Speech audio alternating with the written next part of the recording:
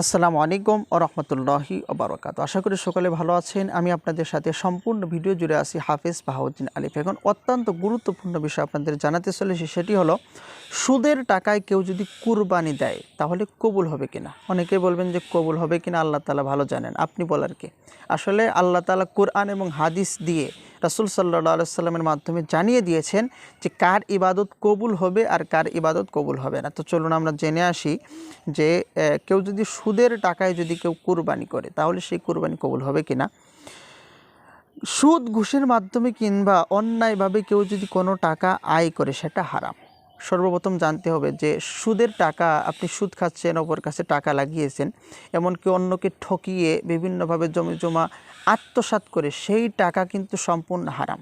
সেটা কিন্তু হালাল কোনো টাকা নয়, সেটা কিন্তু আগে জানতে হবে। অনেকে হালাল মনে করে, না, ওটা হালাল না, হারাম।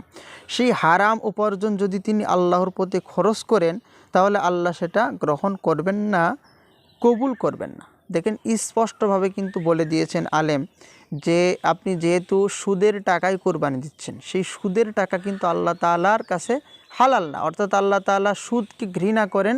আহাল্লাল্লাহুল বাইআ ওয়া হাররামার রিবা, আল্লাহ তাআলা সুদকে হারাম করেছেন আর ব্যবসাকে কিন্তু হালাল করেছেন। তো এই জন্য সুদের টাকা যেহেতু হালাল না, হারাম, আপনি হালাল ইবাদত করছেন।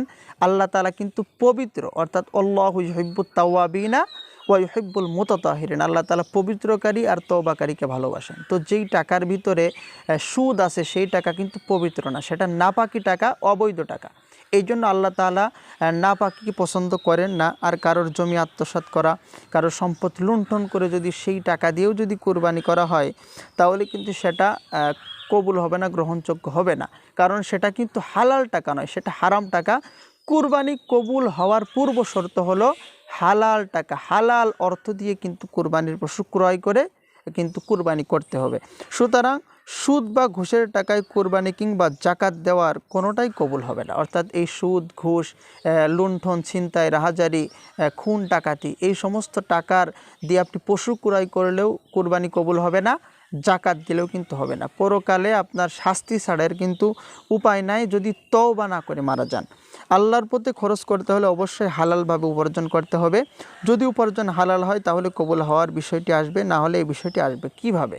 তো বন্ধুরা, এটিই লক্ষণীয় যে কেউ যদি হালাল ইনকাম থেকে 1 টাকাও আল্লাহ তাআলার রাস্তায় দান করেন, সেই 1 টাকা কিন্তু পাহাড় পরিমাণ সব কিন্তু দিতে পারেন। আর কেউ যদি হারাম টাকার থেকে দেন সেটা কিন্তু একেবারেই এমন অবস্থা, আপনি বস্তায় ধান ভরবেন, বস্তার 2 পাশই কাটা, অর্থাৎ এক পাশ দিয়ে ধান ভরছেন আর এক পাশ দিয়ে সেই ফসল বা ধান কিন্তু পড়ে যাচ্ছে, অবস্থায় এমন।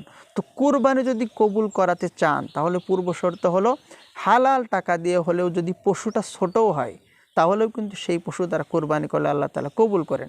অনেকে আছে গ্রামের ভিতর সব থেকে বড় পশু ক্রয় করেছে, এটা মানুষকে দেখাতে হবে, কোরবানি দিতে হবে, সেই জন্য হারামের সাথে সম্পৃক্ত হয়ে যায়, তাহলে কিন্তু হবে না। আল্লাহ তাআলা মন দেখেন, আল্লাহ তাআলা তাকওয়া দেখেন, আপনার মনে কি আছে সেটাই কিন্তু আল্লাহ তাআলা দেখেন। তো আশা করি বুঝতে পেরেছেন যে সুদের টাকায়, ঘুষের টাকায়, লুণ্ঠনের টাকায় আল্লাহ তাআলা কুরবানি কিন্তু কবুল করেন না। সকলে ভালো থাকুন, সুস্থ থাকুন। আসসালামু আলাইকুম ওয়া রাহমাতুল্লাহি ওয়া বারাকাতুহু।